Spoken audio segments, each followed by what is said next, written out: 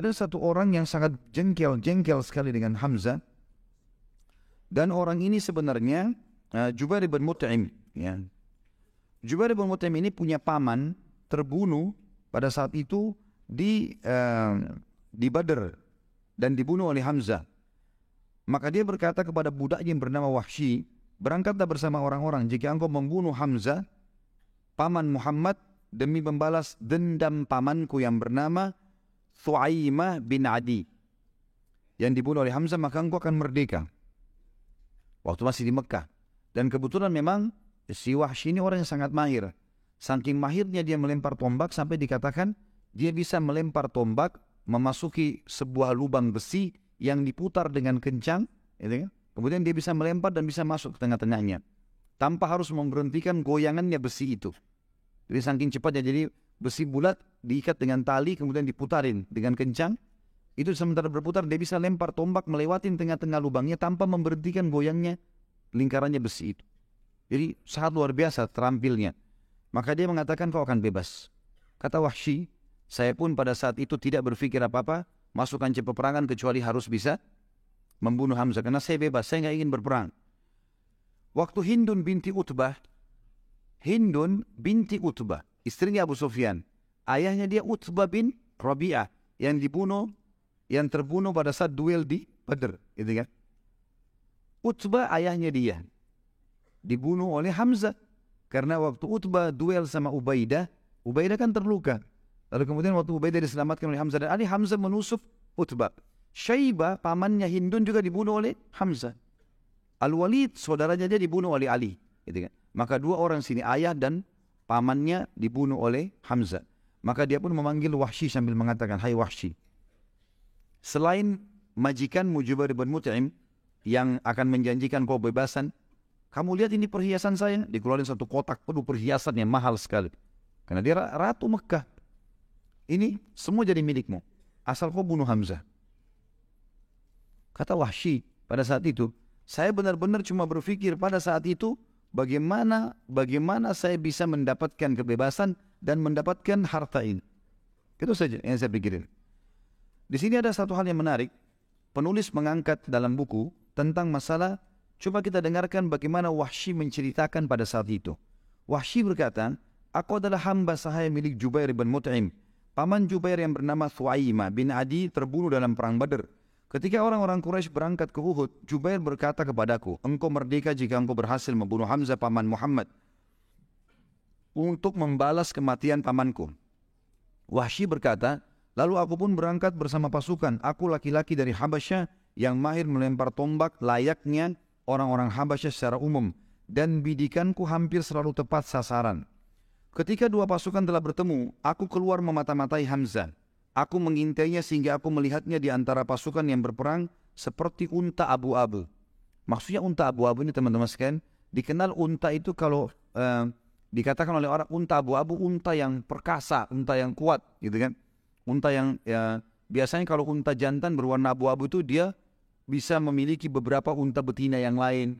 Punya kelebihan.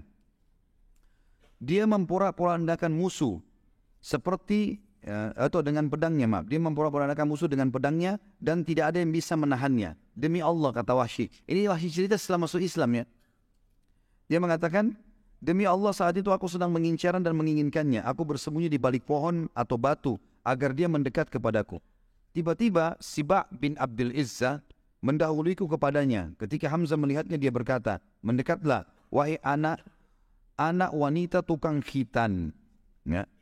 Wahsy berkata, maka Hamzah menebasnya tepat di kepalanya. Jadi rupanya si Siba' bin Abdul Izzah ini ibunya itu tukang khitan di Mekah. Maka Hamzah ini kancah peperangan bisa diucapkan ya. Kalau di luar kancah peperangan kita nggak boleh nganggap remeh orang. Tapi di kancah peperangan dia menjatuhkan semangatnya si musuh. Dia bilang kalau mau lawan saya, mendekatlah wahai anaknya wanita tukang khitan. Gitu. Begitu mendekat ditebas lehernya sama Hamzah seketika. Wahsy menceritakan itu. Dan itu tepat di depan matanya Wahsy. Wahsy melihatnya. Wahsy melanjutkan, lalu aku menyiapkan tombakku. Ketika yakin dia tepat sasaran, aku melemparkannya dengan kuat kepadanya. Tombak itu tepat bersarang di pusar perutnya sampai tembus ke balik tubuhnya. Hamzah berusaha untuk mendekat kepadaku. Artinya sudah kena tombak, tembus. Hamzah melihat Wahsy yang kejar. Kata Wahsy, dia sempat mengejarku. Dan aku pun ketakutan ini. Jangan sampai Hamzah bisa membunuhnya. Padahal tombak sudah tembus. Belum pernah ada orang kena tombak tembus masih bisa lari. Masih bisa menyerang gitu. Hamzah berusaha untuk mendekat kepadaku. Tetapi dia tidak kuasa melakukannya. Aku membiarkannya sampai dia gugur. Lalu aku mendekatinya dan mengambil tombakku kemudian kembali ke markas. Aku tetap duduk di sana karena aku tidak lagi mempunyai kepentingan selain itu. Aku membunuh Hamzah agar aku bisa merdeka. Wahsy berkata lagi, aku pulang ke Mekah dan aku dimerdekakan. Aku tinggal di Mekah sampai Rasulullah SAW menaklukkannya. Dan aku kabur ke Taif. Jadi Wahsy salah satu dari 10 orang yang diperintahkan Nabi untuk dibunuh. Termasuk seperti kita bahas bulan lalu, Ikrimah bin Abi Jahal yang juga masuk dalam 10 daftar itu. Kata Wahsy, waktu Nabi SAW melakukan Mekah, aku pun lari ke Taif dan tinggal di sana. Ketika delegasi Taif datang kepada Nabi SAW untuk masuk Islam, aku tidak lagi menemukan jalan untuk berlari. Lalu aku berkata kepada diriku, aku akan pergi ke Syam atau ke Yaman atau kemana? Demi Allah pada saat itu aku berfikir demikian. Tiba-tiba seorang laki-laki berkata kepadaku, celaka engkau demi Allah. Muhammad tidak akan membunuh seorang pun yang masuk ke dalam agamanya dan bersaksi dengan kesaksiannya, ini manusia Islam. Manakala aku mendengarkan kata-katanya, aku pun pergi segera menemui Rasulullah SAW di Madinah. Tidak ada yang mengejutkan beliau kecuali kehadiranku yang telah berdiri di hadapannya dan aku mengucapkan syahadat kebenaran. Ketika Nabi SAW melihatku, beliau mengasihkan, apakah engkau Wahsy? Aku menjawab, benar wahai Rasulullah. Nabi SAW mengatakan, duduklah dan ceritakan kepadaku bagaimana engkau membunuh Hamzah. Wahsy berkata, maka aku menceritakannya kepada beliau. Selesai aku berkisah, beliau pun bersabda, sungguh sayang, jauhkanlah wajahmu dariku, aku tidak ingin melihatmu. Jadi sudah syahadat, tapi Nabi bilang, mulai sekarang jangan kau selalu ada di wajahku. Bertemu ya silakan, tapi untuk ngobrol menjadi orang yang selalu di depanku jangan, karena aku khawatir nanti akhirnya aku mengingat pamanku dan akhirnya membenci seorang muslim. Ya, seperti itulah. Wahsy berkata, setelah itu aku selalu menghindar dari Rasulullah SAW sehingga beliau tidak melihatku sampai beliau pun wafat. Wahsy berkata, masih lanjutan satu paragraf lagi, ketika kaum muslimin berangkat untuk menyerang Musailamah al-Kadzdzab. Jadi di zaman Nabi SAW meninggal, ada orang yang mengaku sebagai Nabi, tapi dusta, namanya Musailamah al-Kadzdzab. Aku berangkat bersama mereka setelah syahadat tentu dia, membawa tombak yang dulu aku gunakan untuk membunuh Hamzah. Ketika kedua pasukan bertemu, aku melihat Musailamah dengan pedang di tangannya. Demi Allah aku tidak mengenalnya. Tiba-tiba seorang laki-laki Ansar mengincarnya dari sisi yang lain. Masing-masing dari kami mengincarnya. Ketika pulang itu pun tiba, aku melepaskan tombakku dan menancap tepat di tubuhnya. Lalu orang Ansar itu melengkapinya dengan menebasnya dengan pedang. Hanya Allah yang mengetahui siapa dari kami yang membunuhnya. Jika aku yang membunuhnya, maka aku telah membunuh sebaik-baik orang setelah Rasulullah SAW, yaitu Hamzah. Dan aku juga telah membunuh seburuk-buruk orang, maksudnya adalah Musailamah al-Kadzdzab.